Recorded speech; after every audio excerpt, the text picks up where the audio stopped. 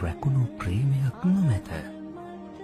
ලොව සුන්දරම ගෑණිය හිමිවුවද පිරිමීන් අන් ස්ත්‍රීන් කෙරේ ඇදී යන්නේ එබැවිනි.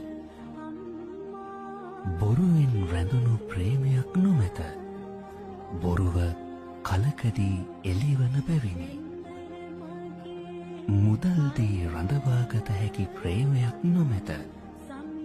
ප්‍රේමයේ සියුම් ස්පර්ශයන් දැනෙන්නේ හදවතට පමණක් නිසාවෙනි.